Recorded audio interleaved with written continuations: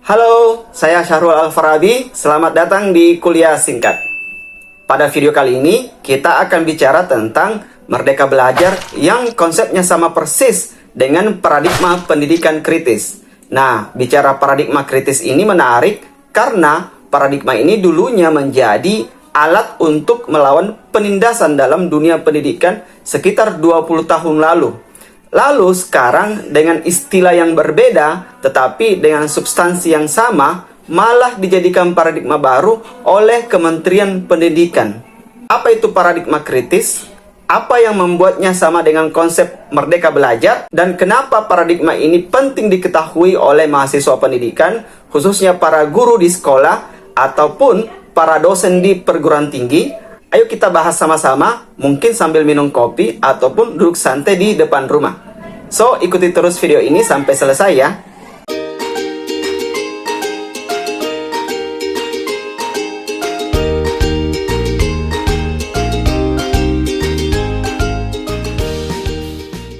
Oke, sebelum kita lanjut ke bagian pembahasan, buat kalian yang baru saja bergabung dengan channel saya, channel ini membahas tentang segala hal unik tentang dunia pendidikan, gender, hingga agama.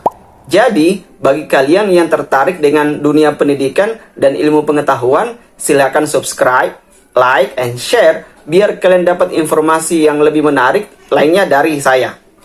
Dalam dunia pendidikan, di era sekitar tahun 1960-an, muncul pemikir pendidikan yang mengusung teori pendidikan kritis.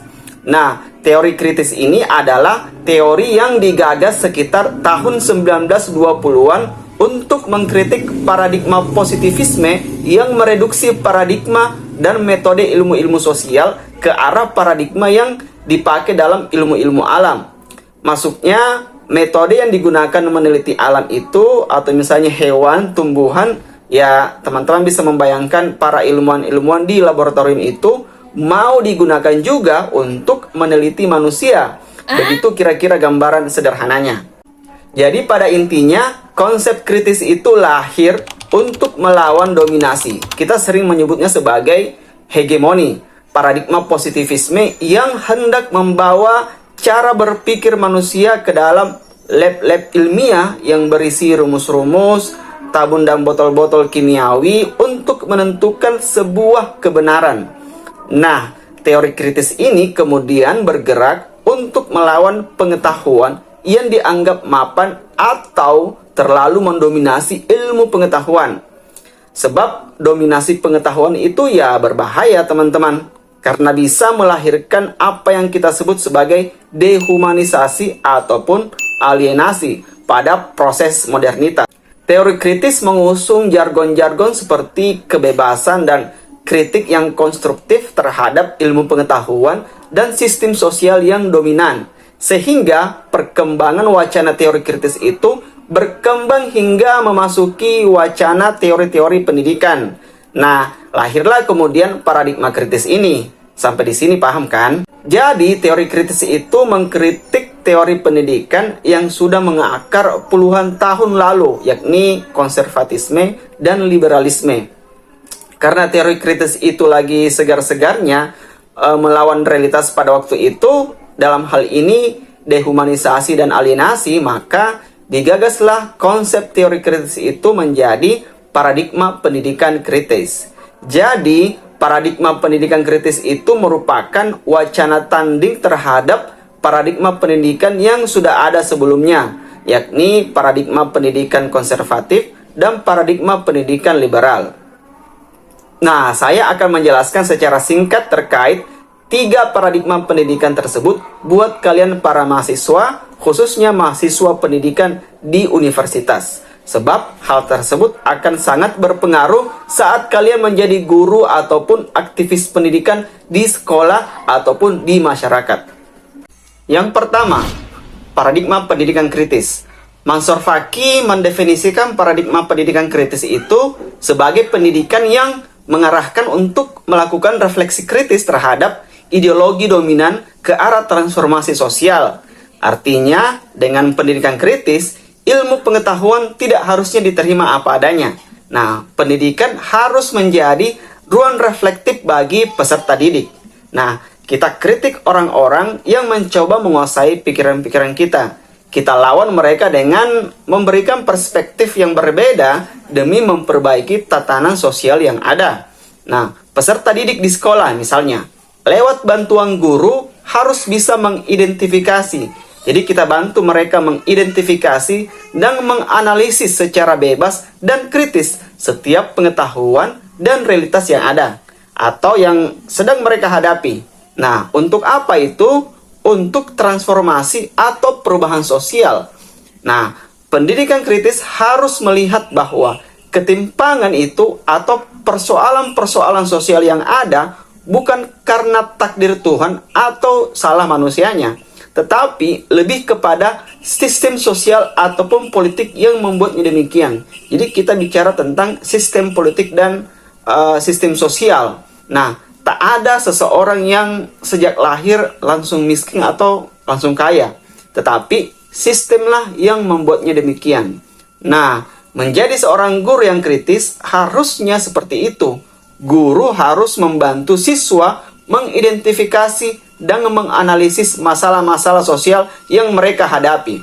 Posisi guru di sini bukan subjek ya, bukan pula pemilik pengetahuan. Guru harus memfasilitasi siswa untuk melakukan transformasi atau perubahan sosial itu.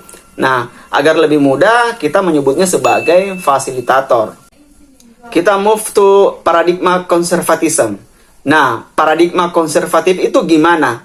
Paradigma ini menurut Henry Giroux adalah paradigma pendidikan yang lebih berorientasi pada pelestarian dan penerusan pola-pola kemapanan sosial serta tradisi.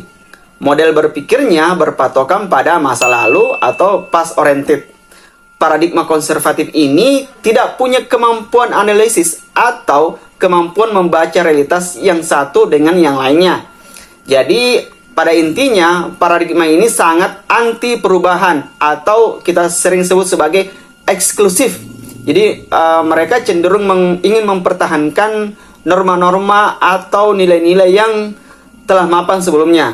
Saya pernah nonton film berjudul Mohabbatain atau film-film Bollywood lainnya yang menampilkan sebuah fenomena lembaga pendidikan yang dipimpin oleh seorang rektor yang sangat eksklusif.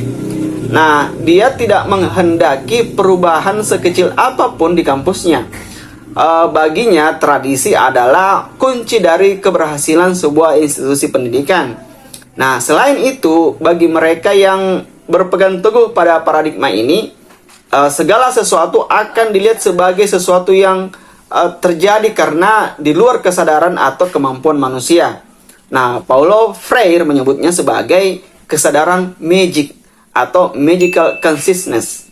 Jadi misalnya, kemiskinan terjadi karena memang ya sudah ditakdirkan oleh Tuhan. Jadi manusia hanya diminta pasrah pada sesuatu yang sudah ditakdirkan oleh Tuhan. Kaum konservatif ini berkeyakinan bahwa rakyat atau masyarakat itu tidak punya kekuasaan untuk melakukan perubahan atau memperbaiki kondisi mereka sendiri. Sedangkan paradigma pendidikan liberal menurut Muhammad Adnan adalah paradigma pendidikan yang berorientasi mengarahkan peserta didik pada perilaku-perilaku personal yang efektif dengan mengejar prestasi individual. Kalau dalam istilah psikologi, paradigma ini diistilahkan dengan cognitivism. Jadi mereka berpusat pada hal-hal yang bersifat kognitif atau kecerdasan saja. Sehingga apa yang terjadi? Yang terjadi adalah persaingan individual yang akan mengarahkan peserta didik pada individualisme dan tidak melihat pendidikan sebagai proses pengembangan diri secara kolektif.